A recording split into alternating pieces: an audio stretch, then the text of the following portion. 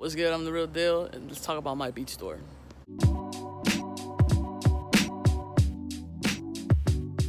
So if you're new to the channel, welcome. I highly encourage you to subscribe, turn on the notification bell, and please give the video a thumbs up. So other people can see the video and be like, yo, the video's kind of dope. Guys, we're almost at 800 subscribers. That's 800 people that watch me walk Luigi and make beats and stuff. Anyways, so it is July 24th. July 24th. No, it is not. It is August 24th, 2022. And it's been officially a month and a day since I deleted my beat store on BeatStars, and I've restarted with the intention of monetizing. So now that it's been a month, let's talk. Well, let's talk about the few things that happened with my beat store, and let's talk about the obvious results. So number one, I did not complete the challenge like I told myself I would. If you guys don't know, you watched one of my previous videos on an update. My grandfather passed away August 31st. My grandfather passed away July 31st. And it threw me off. Like, there was just a week where I did not create any content. There was a week where I just did not create any music. I was not creative at all. You know, I'm still kind of in shock that he passed away. So, like, it's really hard to get your creative juices flowing when, like, a part of your brain is just, like, stuck on something. You feel me? Like, it's bad enough that it dealing with the daily is hard. Well, yeah, it was really hard for me to, like, stay consistent. And this is obviously just, like, a personal flaw of mine that I have. You know, I mean, yeah, it's just, like...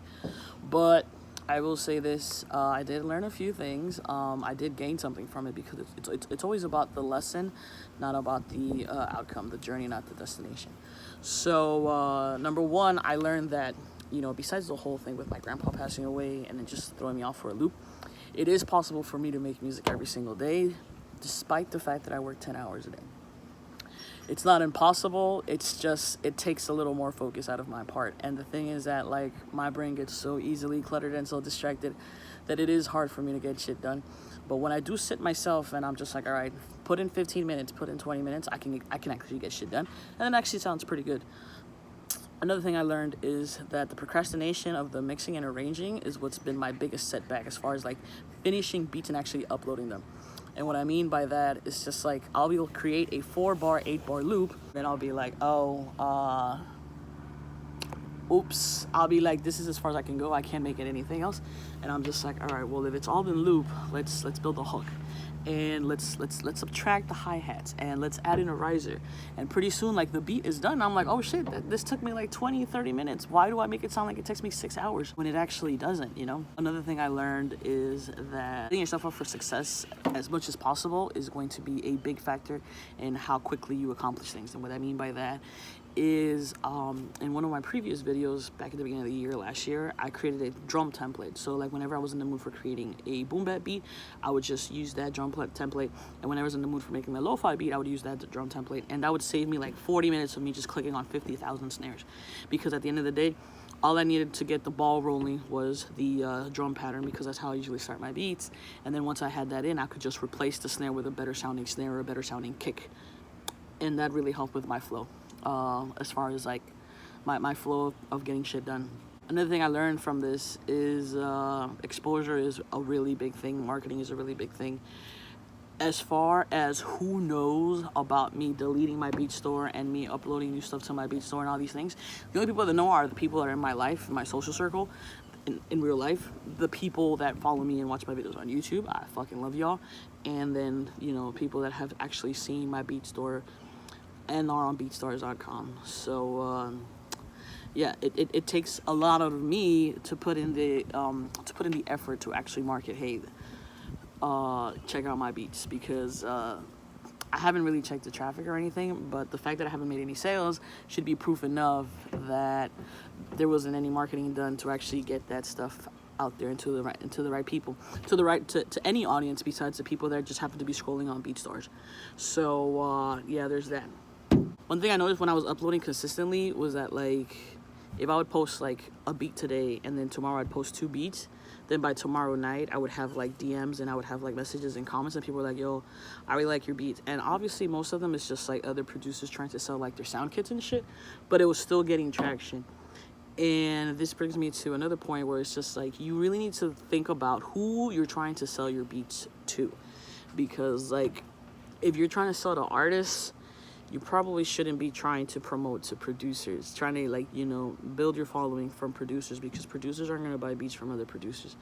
Me as a producer, I appreciate another producer's music, but I'm not going to sit here and buy beats from another producer when I can just make my own damn beats. That's just the way it works. So for those of you that have like a BeatStars account like I do, your beat store link is probably just like some random beatstars.com/blah blah blah blah blah blah blah. What I did was I went ahead and bought my own domain, realdealmusic.com, and that's what I've been using to promote the few times that I actually did promote my beat store.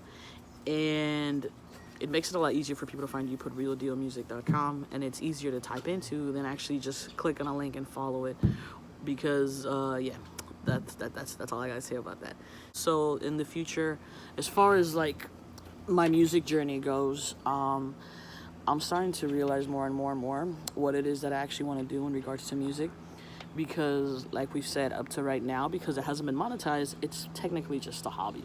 I enjoy making music, I have fun making music, I share music with y'all, I upload music for streaming, and you know, it just comes down to like, what is it I'm trying to do with music? And what I'm trying to do is obviously work with other artists and then create music for myself. So moving forward, there's a lot of things that D has to think about in regards to what is it that I want to do, because selling beats, I know I didn't put effort into selling beats, but a part of me is really on that fence about, you know, just like continuing to release my beats, and instead of putting them up for sale in hopes that someone buys them for $30, that I just like keep making music off the streaming royalties, because people enjoy listening to my music while they're getting their shit done, because a lot of my music is just like background music. So yeah, that's all I got to say for today, but I couldn't leave y'all like this, you know what I'm saying? I gotta make a beat for y'all, so let's go.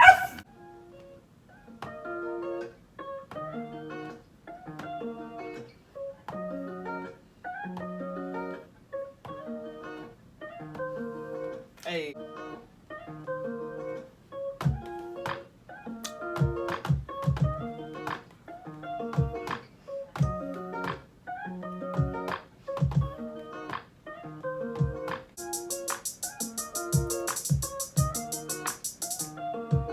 Go half a bar without any hi-hats. Now we gotta fix it.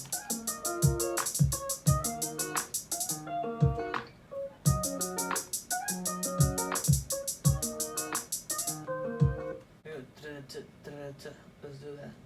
Alright, yo, that's gonna be it for today's video. Let me know what you think of the beat.